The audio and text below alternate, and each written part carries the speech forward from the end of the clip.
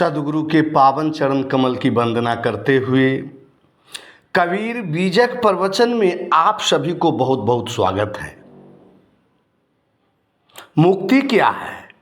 मुक्ति कैसे प्राप्त होगी? वैराग्य क्या है? भक्ति क्या है? किसकी भक्ति करें? मेरा जन्म क्यों हुआ? मृत्यु के बाद मेरा क्या होगा? इस प्रकार का प्रश्न करोड़ों लोगों को असमंजस में डाल रखा है। यह प्रश्न उन विचारवान लोगों को सताता रहता है जो परमार्थ जैसी भावनाएं रखते हैं। इस प्रश्न का उत्तर हर मत, हर संप्रदाय वालों ने अपने अपने विचारों से दिया है। विदेह पुरुष कौन है? राजा जनक के देह रहते हुए विदेह क्यों कहा जाता है? सनातन धर्म क्या है? आज बहुत सारे सवालों का जवाब मैं बताने जा रहा हूं और मैं उम्मीद करता हूं इस विचार को सुनने के बाद सभी भ्रम मिट जाएगा।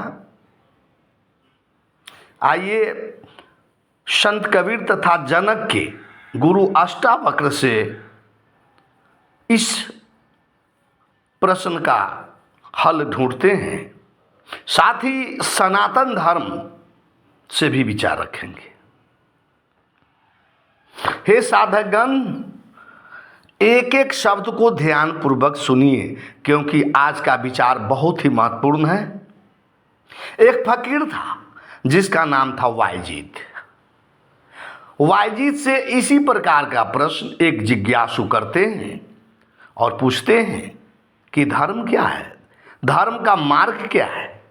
वायजीत उस व्यक्ति को एक बार गौर से देखता है और पागलों की तरह ठहाका मारकर हंसता है और हंसते हुए पूछते हैं, धर्म क्या है?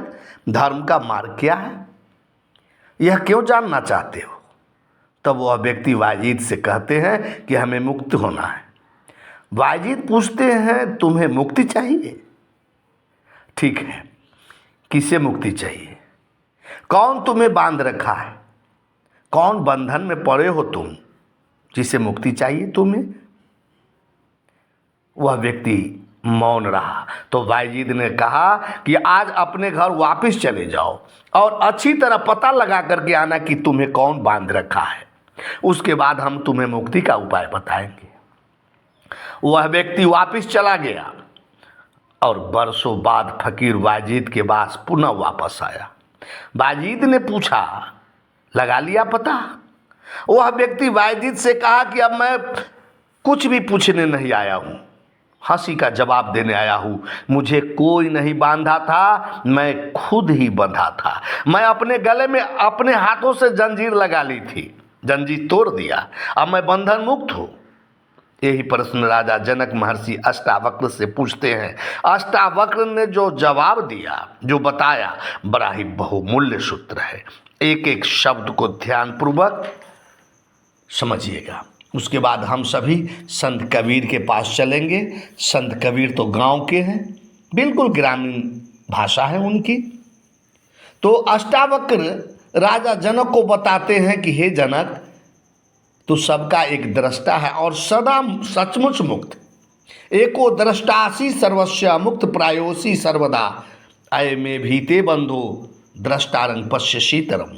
तेरा बंधन तो यही है कि तू अपने को छोड़ दूसरे को दृष्टा देखता है। एक एक शब्द को ध्यान पूर्वक सुनिए। आज का विचार बड़ा ही महत्वपूर्ण है और जीवन के बहुत से उलझे हुए सवालों का समाधान आज होने वाली है। दुनिया में 3 तरह के लोग होते हैं। पहला, इस प्रकार के लोग होते हैं जो जीवन भर सिर्फ दूसरे को दिखाने में लगे रहते हैं, जीवन में कभी भी अपने को नहीं देख पाता कि मैं कौन हूं। और दूसरा, वैसे व्यक्ति होते हैं जो जीवन भर दूसरों को देखने में समय बिता देता है और ऐसे लोगों की बहुत काफ़ी संख्या है। जैसे एक राजनेता, एक फिल्म अभिनेता, अभिनेत्री, गायक, संगीतज्ञ तथा कुछ तथाकथित साधु, तथाकथित कुछ कथावाचक, ये ऐसे लोग हैं जिसकी हमेशा मंशा रहती है लोग हमें कैसे भला आदमी कहे, मैं कैसे सुंदर दिखूं, मैं कैसे श्रेष्ठ दिखाई पड़ूं, और जीवन भर स्वयं को भूलकर दूसरों को दिखाने में ही जीवन गंवा देते हैं। और दूसरा वह व्यक्ति है जो जीवन भर दूसरों को देखकर तालियां बजाते, जयकारा लगाते, वाह वाह करते रह जाते। और ये दोनों तरह के व्यक्ति घोर अंधकार में जी रहा है। अब आप लोग स्वयं कर विचार करो कि इस दोनों तरह के लोगों में से तो नहीं है आप लोग। एक हैं दृश्य और दूसरे हैं दर्शक।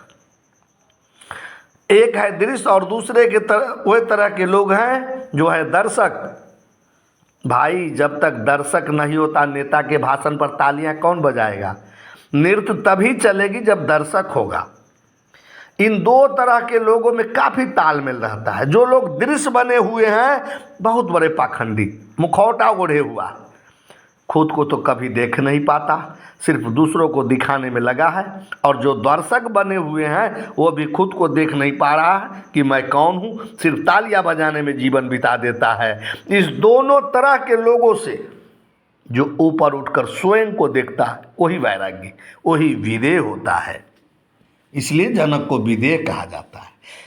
तीसरे तरह के वे लोग हैं जो बिल्कुल शांत, मौन।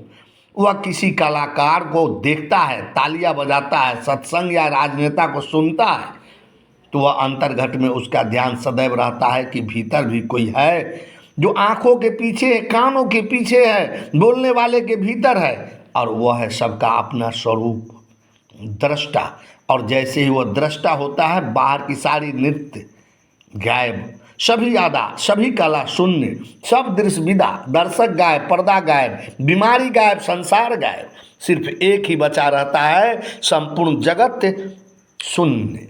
अब न कोई विचार रहा, न कोई शब्द रहे, सिर्फ देखने वाला। और उस देखने वाले में जो डूब गए वही दृष्टा है। जैसे पूर्णिमा का चांद निकला और धरती पर अनगिनत नदी, पोखर, तालाब, सरिता है, और तुम पृथ्वी पर घूमो तो एक चांद का अनगिनत प्रतिबिंब दिखाई देता है, लेकिन चांद एक ही है। उसी तरह नदी, पोखर की तरह दृश्य और दर्शक का जाल अनंत, लेकिन तीनों काल का दृष्टा एक है, और वही ईश्वर है, वही ब्रह्म है, वही खुदा है, खुद का स्वरूप, निज आत्मा ही खुदा। आइए इन्हीं प्रश्नों का जवाब संत कबीर से जानते हैं। संत कबीर गांव के हैं, बिल्कुल ग्रामीण भाषा है, वही जो प्रतीक चुनते हैं बिल्कुल ग्रामीण परिवेश में। संत कबीर का यह बीजक से है। कहते कि आपन पाओ आप ही बिसरो, जैसे स्वान कांच मंदिर में भरमति भूख मरो, जौ के हरि बपु निरख कूप जल प्रतिमा देखी परो, वैसे ही गज फटिक शिला पर दसन नियान यरो, मरकट मुठी स्वाद नहीं बिहुड़े, घर घर रटत फिरो, कहीं कबीर ललनी के सुगना तुही कब ने पकड़ो। एक राजा था, एक मंदिर बनाया था, मंदिर में चारों तरफ शीशा लगाया। शीश महल में एक कुत्ता धोखे से घुस गया और उस महल में चारों तरफ ऊपर नीचे हजारों के हजार शीशा लगा था। शाम के समय द्वारपाल शीश महल को के दरवाजे को बंद करके चला गया और कुत्ता शीश महल के भीतर ही बंद हो गया। जब कुत्ता नजर उठाकर देखा तो चारों तरफ ऊपर नीचे अनगिनत कुत्ता उसे दिखाई देने लगा, क्योंकि चारों तरफ शीशा लगा था, कांच लगा था। कुत्ता अपने ही प्रतिबिंब को देखकर डरने लगा। सोचा अगर एक रहता तो लड़ भी सकते थे, इतने सारे कुत्ते से लड़कर जीतना भी मुश्किल, लेकिन मरता क्या नहीं करता। कुत्ता भौंक कर प्रतिबिंब वाले कुत्ते को डराना चाहा। चारों तरफ से उसका अपना ही ध्वनि दीवार से टकरा कर वापिस आया। एक बार याद कर लीजिए, जो डरा हुआ व्यक्ति होता है वही दूसरे व्यक्ति को डराता है। जब सुबह शीश महल का दरवाज़ा खोला तो कुत्ता महल में मरा हुआ था, लहूलुहान था, चारों तरफ फर्श पर दीवार पर खून लगा हुआ था। कुत्ता ही अपने ही प्रतिबिंब से लड़ लड़ करके मर गया था, दीवार से टकरा टकरा करके मर गया था। और यही जीवन की कथा है। किससे तुम नाराज हो, किससे मोह से भरे हो, किससे गिरना है? कभी तुमने गौर किया कि तुम्हारे ही प्रतिबिंब संपूर्ण जगत में पसरा है, सब में वही एक ही है। संत कबीर साहब कहते हैं कि हम तो एक एक करी जाना, दुई कहे तिन्हीं को दो जग जिन नहीं पहचाना। जैसे बाढ़ी काष्ट ही काटे अग्नि न काटे कोई, सब घट अंतर तू ही व्यापक धरे स्वरूपे सोई। कबीर कहते हमने तो जान लिया कि ईश्वर एक ही है। जो लोग ईश्वर को दो या अलग अलग मानते हैं वे दो जग यानी जहन्नुम में जाएंगे, क्योंकि अब तक ईश्वर को नहीं पहचान सका। जिस प्रकार बढ़ई लकड़ी को काट सकता है लेकिन लकड़ी में मौजूद अग्नि को नहीं काट सकता, उसी प्रकार शरीर तो नष्ट हो सकता है लेकिन सभी घटों में व्यापक आत्मा अर्थात ईश्वर कभी नष्ट नहीं हो सकता, मर नहीं सकता। और सभी शरीरों में मेरे अंदर जो ईश्वर है वही अलग अलग रूपों में सब में समाया हुआ है। संसार का सारा रूप तुम्हारा ही। तुलसीदास जी दोहावली में कहते हैं, घट में है सूझे नहीं लानत है ऐसी जिंद, तुलसी ऐसे जीव को भय मोतिया बिंद।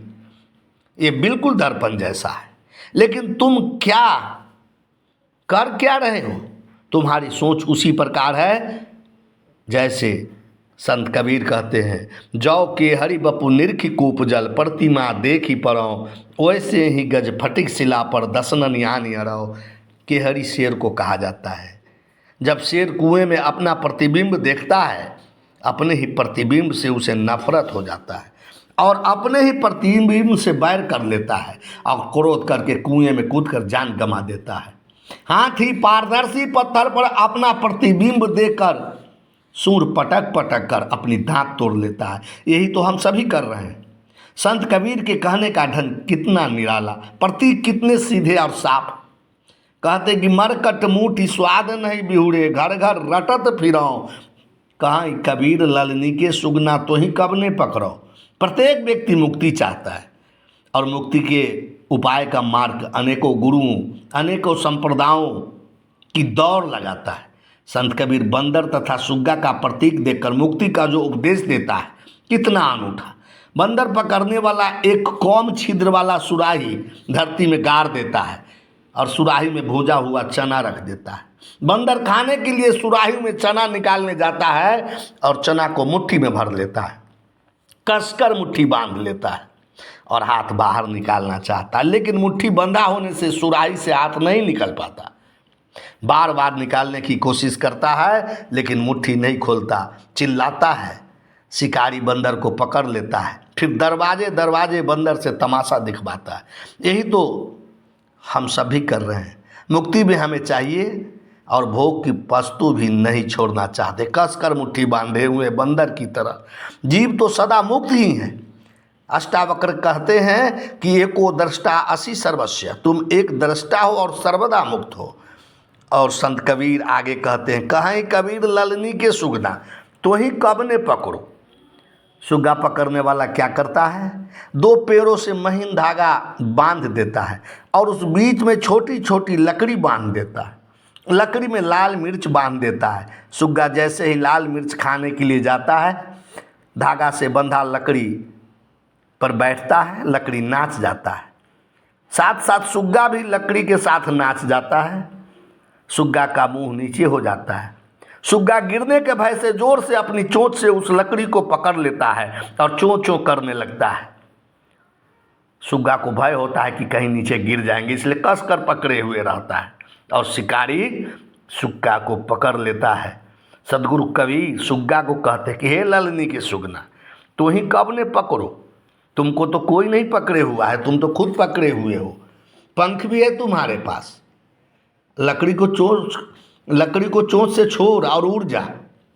यही हालत हम सबों की है। हमें मुक्ति चाहिए, हमें कोई नहीं पकड़ रखा और हम मुक्ति चाहते हैं। हम सभी सदा सर्वदा मुक्त ही। हम खुद दुनिया की भौतिक चीज़ों को पकड़ रखा है, छोड़ दिया, आज़ाद है, मुक्त है। मुक्ति खोजना, मुक्ति का उपाय खोजना मात्र बहाना है। प्रश्न था कि धर्म क्या है, प्रश्न था कि मंदिर में कौन रहता है, मंदिर हमें जाना चाहिए कि नहीं। मंदिर जाएं या न जाए कोई फर्क नहीं पड़ता, लेकिन मंदिर में अगर जाना हुआ तो दृश्य और दर्शक बनकर मत जाइए। दृश्य और दर्शक वस्तु मात्र है, दृष्टा बनकर जाइए, लाभ होगा। वहाँ जो प्रतिमा रखी है उसे देखते ही अपने भीतर देखना शुरू कर दीजिए। जो सबका दृष्टा है, सबका आत्मा है, उसी का पार्थ काल्पनिक प्रतिमाओं है। वहाँ सभी प्राणियों में एक ही सनातन शाश्वत आत्मा विराजमान है। सभी प्राणियों को अपने समान मानना, सभी प्राणियों पर दया भाव रखना, समभाव रखना ही भक्ति है। दया धर्म का मूल है, पाप मूल अभिमान। तुलसी दया न छाड़िए जब लग घट में प्राण। महर्षि अष्टावक्र कहते हैं कि विश्व साक्षी असंगो असी निराकारो सुखी भव, अभी हो जा सुखी, अभी मुक्त हो जा। धर्म और अधर्म, सुख और दुख मन के है, तेरा नहीं है। तू न तो करता है और न भोगता है, तू सर्वदा मुक्त ही है। तू अभी इसी क्षण देह से अलग हो जा और चैतन्य में विश्राम कर, मुक्त हो जा।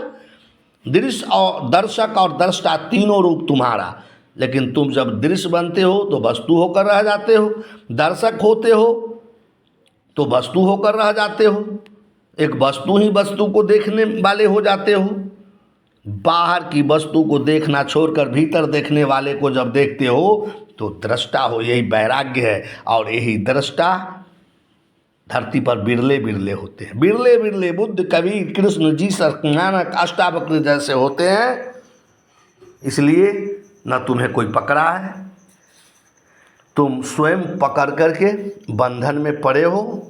और जो अंतर में उस एक सनातन सत्य को देखता है वही सनातन धर्म है, दूसरा कोई सनातन धर्म नहीं है। साफ बंदगी, साफ बंदगी, साफ बंदगी।